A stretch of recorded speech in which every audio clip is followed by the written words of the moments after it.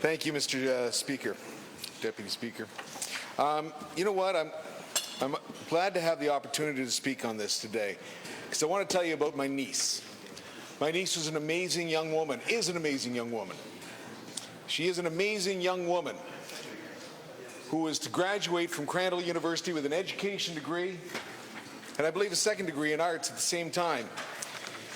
And 5 months before she was to graduate, she got ill. She wasn't feeling great.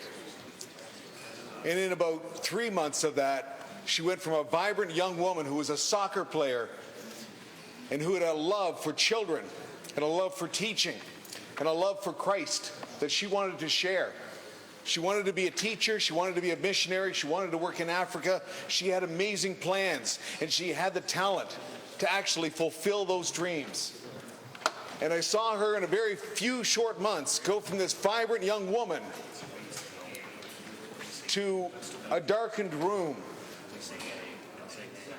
where her body was not functioning, where her brain was clouded with unbelievable pain and unbelievable confusion.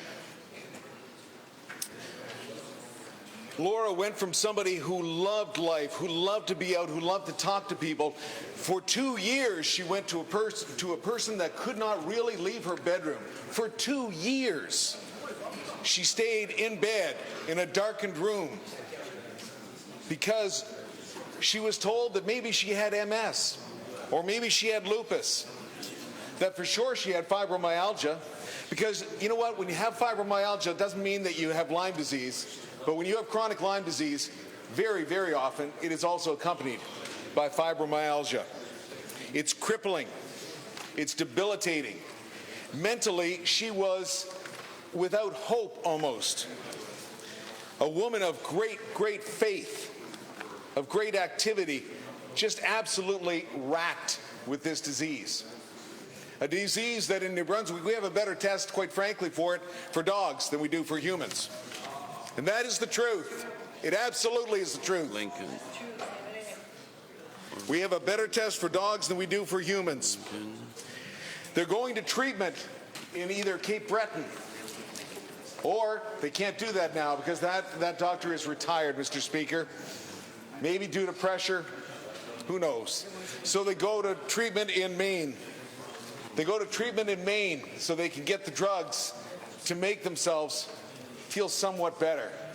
And over 9 years, for 9 years, this young lady struggled with this. She had tests twice in New Brunswick, blood tests saying, nope, you don't have Lyme disease. Nope, you don't have Lyme disease.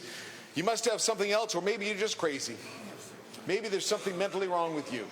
Well, you know, you start to believe those things after a while. And you're so depressed because of what your life has become that you start to believe it even more. So you send the blood to California and they send it back and they say, yes, you have Lyme disease. When did you get this? And you say, I've been sick this way for 2 or 3 years. And by then, you're in real trouble. Because Lyme disease is really, really hard to take care of once it's set into your body. So they go to Maine. They go wherever they can. Some say there's now naturopaths out west. And they try and live their life amidst unbelievable pain and darkness and mental pressure. And then they're walking to the bathroom and they fall. And they continue to fall. They live this life that is a shadow of what they were. The tests have to be improved.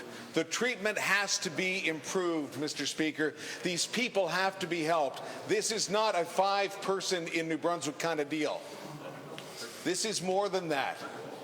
We need a group to study it, if nothing else, that it's going to give us new information, accurate information, so that we can take the steps that need to be taken, so that people don't have to spend years inside a bedroom that's darkened, in pain, in physical torture.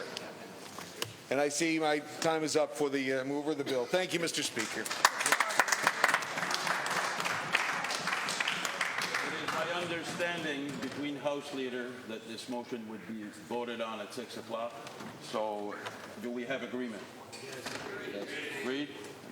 Recognize for the last 10 minutes, recognize the member for Arrow Moncton Lincoln. Thank you, Mr. Speaker, and thank you.